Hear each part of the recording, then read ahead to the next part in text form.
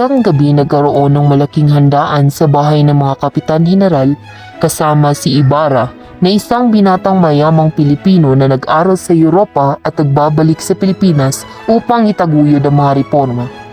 Sa hapunan, nagkaroon ng pagtatalo tungkol sa mga usapin ng lipunan at katarungan.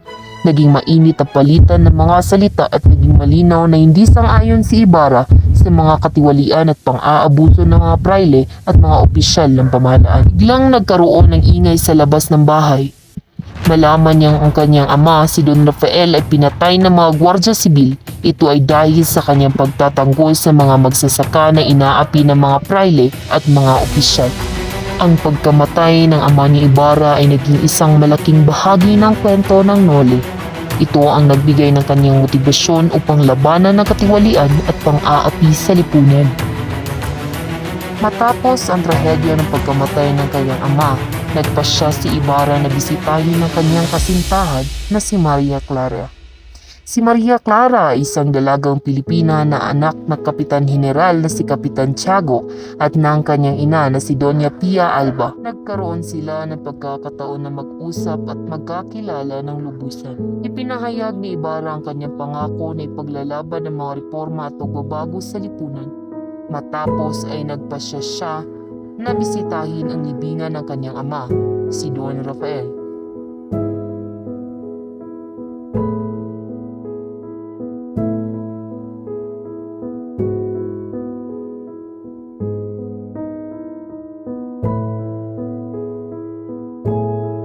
Biglaan na lamang na may gwardya sibil na nagharang sa kanya at nagbigay ng mga pahayag. Maaaring ito ay pagbabanta, babala o pagsubok.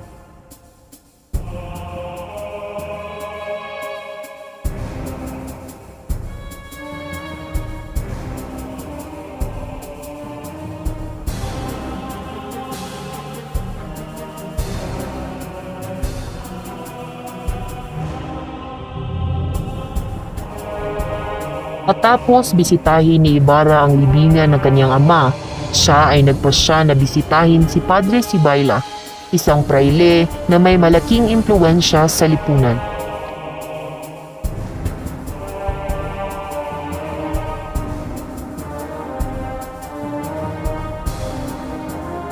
Ipinahayag ni Ibarra ang kanyang mga saloobin at mga paninindigan sa mga isyong panlipunan at pangkatarungan.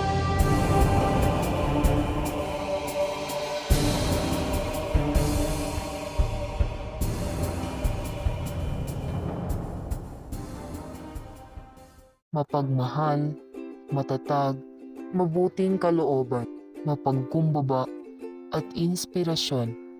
Siya ay si Sisa, isang mapagmahal na ina.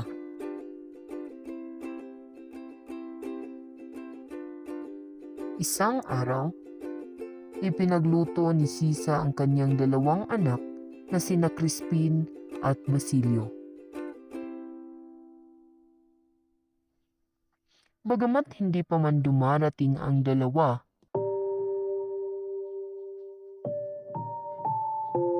ay siya namang pagdating ni Pedro, ang asawa ni Sisa. Halos ubusin nito ang pagkaing inihanda ni Sisa para sa kanyang dalawang anak na si Crispin at Basilio. Walang nagawa si Sisa nang umalis ito. Napabuntong hininga na lamang siya at napaiyak. Patuloy na tumulo ang luha nang maglipit siya ng kinainan ng kanyang asawang si Pedro. Sa kanyang pagliligpit, bigla na lamang kumalabog ang kanilang pintuan. Siya namang pagdating ni Basilio, nahimatay ito dahil sa pangyayaring di inaakala. Pinahiga ito ni Sisa at pinunasan ang maduming mukha. Kitang-kita sa mukha ng ina ang pagkabalisa. Nang malunasan na si Basilio, ay agad itong nagsumbong sa kanilang ina na si Sisa na nagkasala si Crispin.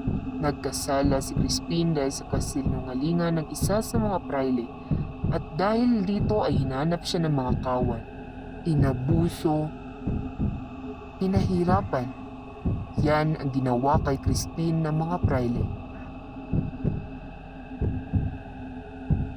Lahat ng pangyayaring ito ay lingid sa kaalaman ng kanilang ina.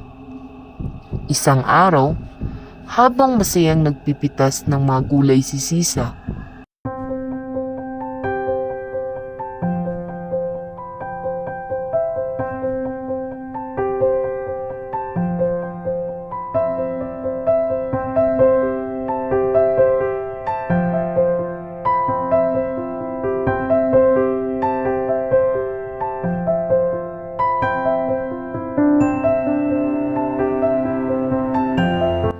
habang papauwi siya sa kanilang bahay,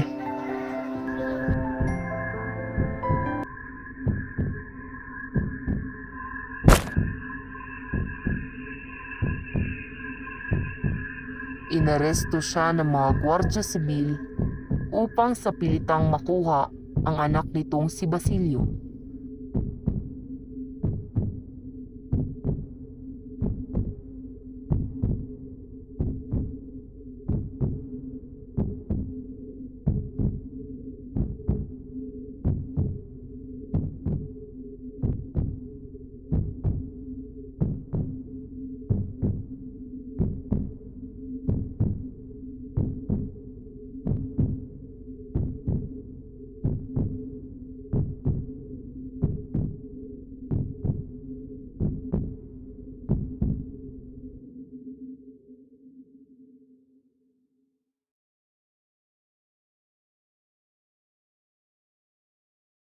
Di kalaunay, nabaliw si Sisa dahil sa paghahanap sa kanyang dalawang anak na lalaki na sina Crispin at Basilio.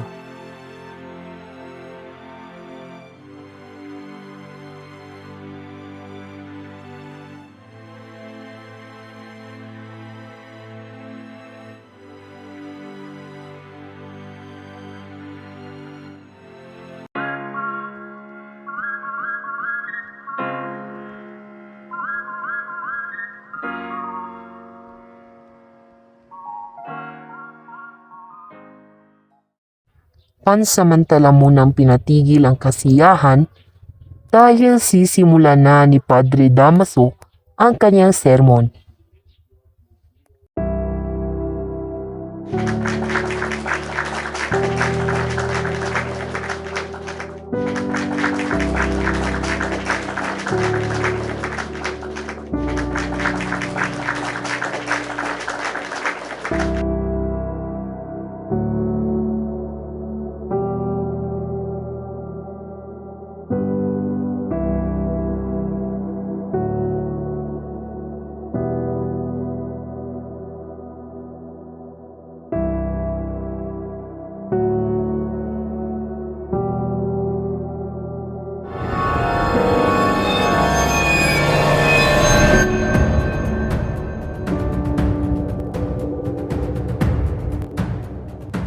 Sa kabila ng napakaraming tao, nilapitan ni Elias si Ibarra upang babalahan ito.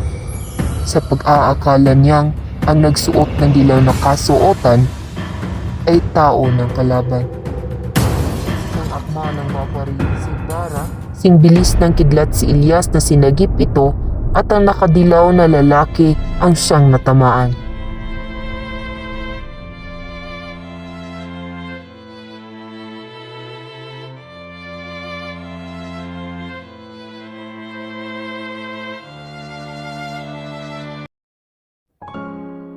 Nagpaalam na si Ibarra sa kanyang pinakamamahal na Maria Clara.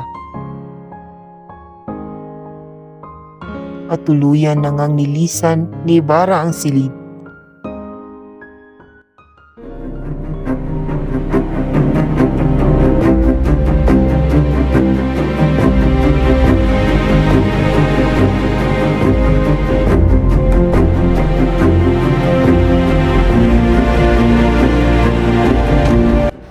Sa huling bahagi ng Noli Me Tangere, nagkaroon ng isang malungkot at mapanghamong wakas.